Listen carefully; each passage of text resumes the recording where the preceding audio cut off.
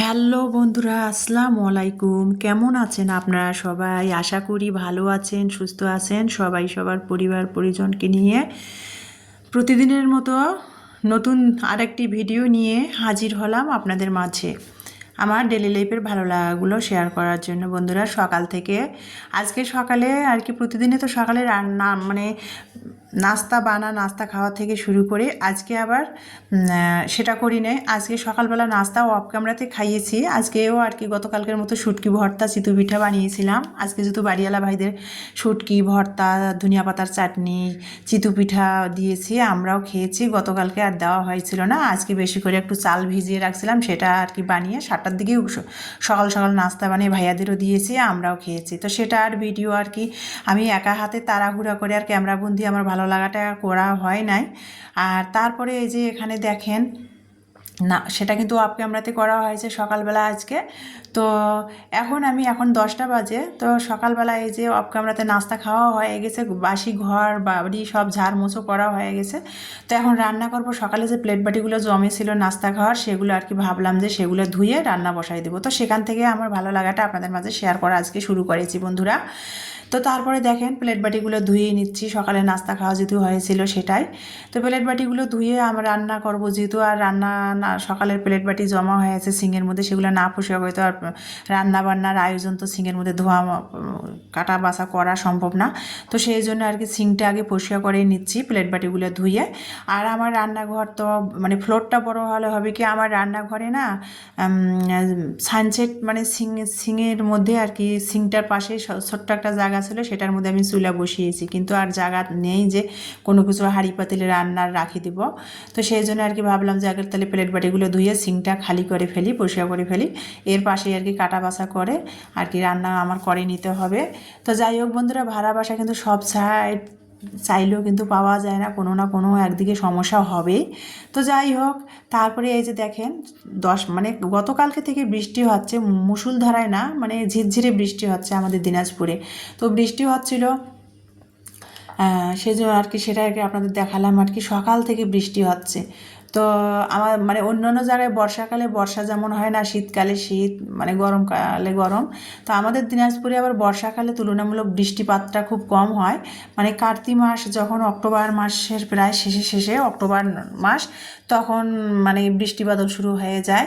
তো এটাই আর কি হচ্ছে, বৃষ্টি হচ্ছিল। তো ভাবলাম যে আর কি 2 দিন ধরে আকাশ মেঘলা হয়ে বৃষ্টি হচ্ছে। তো ভাবলাম যে ইলমার বাবা আর কি এই যে গতকালকে যে মাছ নিয়ে আসছে, তো সেগুলো সব ফ্রিজে রেখে দিয়েছিলাম।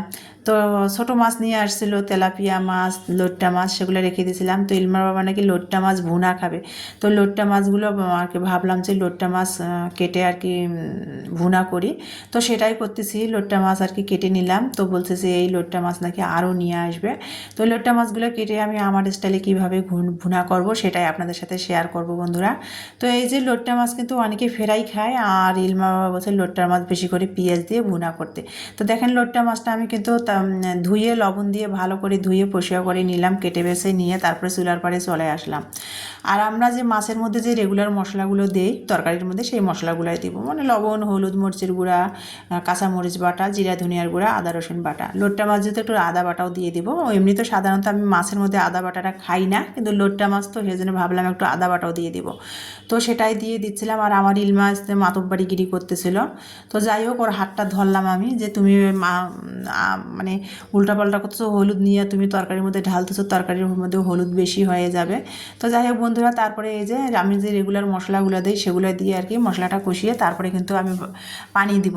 পানিটা যখন তেলের উপর উঠে আসবে তখন কিন্তু আমি লোট্টা মাছ দিব। আমি কিন্তু এভাবে মাছ রান্না করা শিখেছি চট্টগ্রামে থাকতে, এভাবে আর কি। মানে আমাদের উত্তরবঙ্গে তো লোট্টা মাছ সামুদ্রিক এলাকাও না, লোট্টা মাছ খেতেও জানে না, মানে লোট্টা মাছের শুটকিটা সাধারণত বেশিরভাগে খায়। কিন্তু লোট্টা মাছ আমি যখন চট্টগ্রাম কক্সবাজার ছিলাম তখন কিন্তু প্রচুর খাওয়া হয়েছিল। তো এখন তো আবার উত্তরবঙ্গে আসার পর আবার লোট্টা মাছটা যখন বাজারে দেখা যায় পরে ইলমার বাবা তখন বাজার থেকে নিয়ে আসে, সবসময় আবার না, রেগুলার না। তো গতকালকে মানে লোট্টা মাছটা চোখে ভালো পড়েছে বাজারে, সেটাই নিয়ে আসছিলো। আর মাছওয়ালা তো মাছ ব্যবসায়ীরা ইলমার বাবার সাথে পরিচিত, মাছ ভালো মানে পেলেই ইলমার বাবাকে দিয়ে দেয় যখন বাসায় আসে আর কি, বাজারে যায়। তো যাই হোক বন্ধুরা, তারপরে লোট্টা মাছটা আমি আমার স্টাইলে কীভাবে ভুনা করে নিচ্ছি সেটাই আপনাদের সাথে শেয়ার করতেছি। আর লোট্টা মাছে না পানি দিতে হয় না, মানে লোট্টা মাছ ধুয়ে দেখেন আমি প্লাস্টিকের মানে ঝুড়ির মধ্যে রেখেছিলাম, যে গায়ের মধ্যে মাছের যে পানিটা থাকে সেটা নিংড়ে যাবে। তারপরে দেখেন মশলাটা কিভাবে আমি আমার স্টাইলে কষিয়ে, তারপরে কিন্তু এখানে আমি কোনো রকম পানি দেবো না, দেখেন পানি দেয়নি, অথচ লোট্টা মাছ থেকে অনেকগুলো পানি বের হয়েছে। তো সেই পানিতে লোট্টা মাছটা তো অনেক নরম সিদ্ধ হয়ে গেছে, আর বেশি আর কি লোট্টা মাছ রান্না করতে সময়ও লাগে না। তো যাই হোক রান্না করে নিলাম, নামাবার আগে একটু জিরা ভাজা জিরার গুঁড়ো দিয়েছে আর ধনিয়া পাতা দিয়ে লোট্টা মাছের তরকারিটা নামিয়ে নিয়েছি। এখন ওইটা আর কি নামা হয়েছে, ওটা আর কি গতকালকের ভিডিও ছিল, গতকালকে আপনাদের সাথে শেয়ার করি নাই। তো এখন আবার রান্না করব ওই যে সামুদ্রিক যে মাছ নিয়ে আসছে ছোট ছোট, তো সেটা দিয়ে আর কি, সেটা নাকি ইলমার বাবা চচ্চড়ি খাবে। তো আর ছোটো মাছ না বেশি দিন ফ্রিজে থাকলে না ভালো লাগে না, তো সেই জন্য ভাবলাম যে টাটকাটাই রান্না করি। তো এই যে ছোটো মাছ দিয়ে মানে 2-3টা বেগুন নিয়েছি এখানে, যদিও আমরা বেগুনটা বাসায় খুব কম খাই, ইলমার বাবা আসছে জন্য নিয়ে আসছে, ওকে আর কি রান্না করে দিব।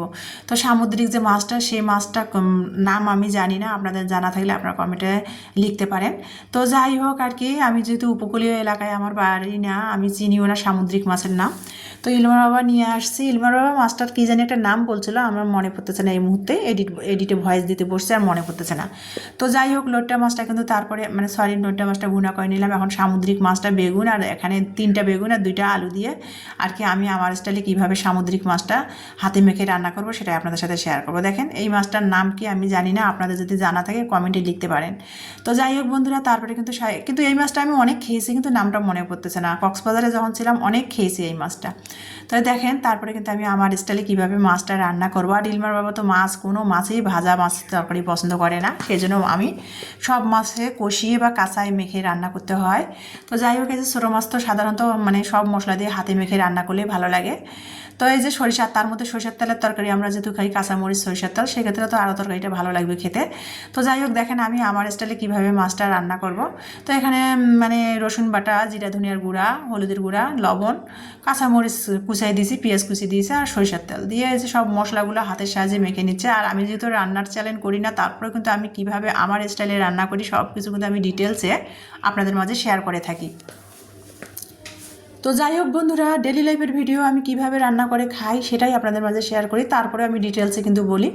তো যাই হোক দেখেন আমি আমার স্টাইলে কীভাবে কী কী মশলা দিয়ে তরকারিটা আর কিছু সেই সামুদ্রিক মাছটা রান্না করব সেটাই আমার ভালো লাগাটা শেয়ার করতেছি। আগে কিন্তু বেগুন আলু সব মশলার সাথে হাতে মেখে আমি নিয়ে মানে বেগুন আলুটাকে ম্যাশ করে ভালো করে নিলাম, নিয়ে এখন এই যে যেহেতু ছোটো মাছ বেশি মাখা যাবে না, তো উপরে দিয়ে দিলাম, দিয়ে এখন হালকা করে একটু আলতুভাবে মেখে তারপর সামান্য একটু হাতটা ধুয়ে পানি দিব, বেশি পানি দিব না। তারপরে আর কি মাছ যেহেতু এটা চচ্চড়ি করবো বেগুন আলু দিয়ে, তো এই যে হালকা করে হাতে মেখে নিলাম, নিয়ে এখন হালকা একটু হাতটা ধুয়ে পানি দিয়ে চুলায় বসিয়ে দেবো।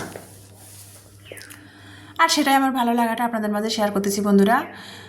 তো যাই হোক বন্ধুরা, তারপরে এই যে দেখেন আমি আমার স্টাইলে মাছটা মেখে বসাই দেবো এখন চুলার মধ্যে, মাছটা এদিকেও হয়ে যাবে, অপর পাশে এদিকে ভাত হয়ে গেছে আমার রাইস কুকারে। একটু আজকে ভাতের চাল বেশি করে দিয়েছি, বাড়িওয়ালা ভাইদের সিকিউরিটিকে ভাত দিব, তো সেটা আর কি। আর মানে ম্যাজিক চুলাটা মানে গ্যাসের চুলায় রান্না ইদানিং হচ্ছে আমার সব কিছু, সকালের নাস্তা থেকে শুরু করে, কারণ আমার রাইস কুকারের মানে মেশিনটা ডিস্টার্ব দিচ্ছে, আজ কয়েকদিন ধরে গ্যাসের চুলায় রান্না হচ্ছে, রাইস কুকারের পাতিলে করে গ্যাসের চুলায় রান্নাটা হয়ে যাচ্ছে ভাতটা। তো ভাতটা অলরেডি হয়ে গেছে, তারপরে কিন্তু আমি পাশের চুলায় ভাতটা নামিয়ে ওই যে সামুদ্রিক ছোটো মাছের তরকারিটা বসিয়ে দিলাম, আর অপর সাইডে আবার লাউ দিয়ে এই যে কাতল মাছের মাথা রান্না করব, মানে লাউ দিয়ে কাতল মাছের মাথা সবজি রান্না করব। তো এই যে দেখেন আমি কিভাবে এখানে আর কি পেঁয়াজ তো দিয়েছি তেলের মধ্যে ভেজে নিয়ে, তারপরে এখানে কাঁচামরিচের পেস্টটা দিয়ে দিছি। আর আমি তো সারা বছরে কাঁচামরিচের তরকারি খেয়ে থাকি, সরিষার তেল কাঁচামরিচ, তো কাঁচামরিচের পেস্টটা দিলাম, রসুন বাটা দিলাম, মানে মশলা যেগুলো আর কি রেগুলার দিই সেগুলো মশলা দিয়ে কষিয়ে নিলাম। তারপরে মাছের মাথাটা দিয়ে মাছের মাথাটা ভালো করে এপিট উপিট করে 6 মিনিট কষিয়ে নেব, নিয়ে মাছের মাথাটা তুলে নেব, নিয়ে ওই মশলার মধ্যে আমি ধুয়ে রাখা লাউ যে কেটে নিয়ে লাউগুলো কেটে ধুয়ে নিয়েছে সেই লাউগুলো দিয়ে দিলাম, দিয়ে লাউটা ভালো করে কষবো। আর এদিকে অপর সাইডে কিন্তু আমার এই যে দেখেন সামুদ্রিক মাছের তরকারিটাও হয়ে গেল, সামুদ্রিক ছোটো মাছটা নামটা জানি না, মাছটার মনেও পড়তেছে না। তো এই যে সামুদ্রিক মাছটা হয়ে গেল রান্না, তো এখন আমি ঢেলে নিব, নিয়ে টেবিলে রেখে দিয়ে আসবো। আর রান্নার আগে রান্না করার পর প্লেট বাটি রান্নার পর যেগুলো জমে হাঁড়ি পাতিল সেগুলো সঙ্গে সঙ্গে আমি মেজে ফেলি, পরে গোসল করে আসার পর না আমার এগুলো আর ধুতে ইচ্ছা করে না। তো যাই হোক বন্ধুরা, এই যে তারপরে কিন্তু তরকারিটা হয়ে গেলো, সেটা নামিয়ে নিলাম ধনিয়া পাতা কুচি দিয়ে। আর এখানে কিন্তু আমি লাউটা রান্না করতেছি। মাছের মাথাটা তো কষিয়ে তুলে রেখে দিয়েছি, এখন লাউটা ওই মশলার মধ্যে দিয়ে লাউটা কষিয়ে নিচ্ছি। লাউটা যখন ভালো করে কষা হবে তারপর কিন্তু লাউয়ের মধ্যে কিন্তু লাউয়ের তরকারির মধ্যে আমি গরম পানিটা দিয়ে দেবো। আর লাউয়ের তরকারি ভালো করে না কষালে কিন্তু লাউয়ের তরকারি একটা লাউ লাউ মানে স্মেল আসে, ভালো লাগে না। তো লাউয়ের তরকারি কিন্তু মাংসের মধ্যে ভালো করে কষাতে হয়। তো এই ঢাকনা দিয়ে দিয়ে লাউয়ের তরকারিটা আমি কষিয়ে নিচ্ছিলাম। আর এখানে অপর পাশে এই যে সকালে শুটকির ভর্তা, ধনিয়া পাতা দিয়ে শুটকি ভর্তা বানিয়েছি সেটা রয়েছে। আর ওই যে সাগরের যে মাছটা রান্না করলাম সেটা টেবিলে দিয়ে আসলাম। এখন লাউয়ের তরকারিটা রান্না করবো, ভাত অলরেডি হয়ে গেছে। এখন এগুলো সব রান্না করে টেবিলে সব খাবার দিয়ে তারপরে আমি অন্যান্য কাজগুলো বাসার করব। হাজব্যান্ড বলছে আজকে চলে যাওয়ার কথা বলতেছে। ওর যেহেতু মানে সপ্তাহে একদিন শুক্রবার ছুটি থাকে। তো আমি তো দিনাজপুরে থেকে বগুড়া গিয়েছিলাম, সাথে করে ফ্ল্যাট দেখে আর কি হাজব্যান্ডকে সাথে করে বাসায় নিয়ে আসছিলাম দিনাজপুরে। তো আজকে ও চলে যাবে, কালকে ওর ডিউটি আছে, আজকেও ডিউটি করতেছে, মোবাইলে কাজ সব করতেছে। ও যেহেতু মানে উপর পোস্টে আছে ফার্মাসিউটিক্যালে, তো সে অফিসার পোস্টে আছে, সেই জন্য আর কি ও মোবাইলে কাজগুলো ঘরে বসে থেকে করতে পারে। তো সেখানে আর কি ও ঘরে বসে থেকে মোবাইলে কাজগুলো করতেছে। আর এখানে কিন্তু আমার দেখেন গরম পানিটা দিয়ে কিন্তু লাউটা ভালো করে কষিয়ে নিয়েছি। লাউয়ের গায়ের মধ্যে যে কাঁচা পানিটা ছিল সেটা টেনে নিছে। তারপরে কিন্তু আমি যে ম্যাজিক চুলাতে পানিটা গরম করে নিয়ে লাউয়ের তরকারিতে দিয়েছি, দিয়ে কিন্তু অফ ক্যামেরাতে আমি মাছের মাথাটা দিয়ে ভালো করে রান্না করে ধনিয়া পাতা কুচি করে দিয়ে তারপরে নামিয়ে নিলাম। কাতল মাছের মাথা দিয়ে লাউয়ের সবজি, শুটকি ভর্তা, ধনিয়া পাতা দিয়ে, আর এখানে যে সামুদ্রিক ছোটো মাছ বেগুন দিয়ে চচ্চড়ি। তো এটাই আমাদের আজকে দুপুরের খাবার। আর লোট্টা মাছের তরকারিটা যে রান্না করার ভিডিও শেয়ারটা দিয়েছি ওটা গতকালকের একটু ছিল, সেটা ক্যামেরা বন্দি করা ছিল, সেটাই আমার ভালো লাগাটা আপনাদের সাথে শেয়ার করেছিলাম। তো যাই হোক বন্ধুরা, যে ইলমার বাবাকে খেতে দিয়েছি, তো বৃষ্টি হচ্ছে অনাবত সকাল থেকে। তো ইলমার বাবা আর কি তাড়াহুড়া করে একটু খেতে দিলাম টেবিলে একটার মধ্যে। জিতু চলে যাবে বলতেছে, এখন বলতেছে যাব না, থাক, কালকে মানে আগামীকালকে একবারে ফজরে আর কি রওনা দেবে, বিআরটিসি ধরে। তা আমি বললাম, আবার ভাত খাচ্ছে ও, ওকে পাশে বসে আমি বললাম যে মন যেতে না চাইলে যেও না, ইচ্ছার বিরুদ্ধে কোনো কিছু করা ঠিক না, সবসময় মনের কথা শুনবা আর কি। তো বলতেছি যেতে না চাইলে আর কি আজকে বিশ্রাম না, কালকে ফজরে উঠে চলে যাইও। তো খাচ্ছে আর দুজনে বসে বসে টেবিলে গল্প করতেছিলাম বন্ধুরা, আর আমার ভালো লাগাটা শেয়ার করতেছি।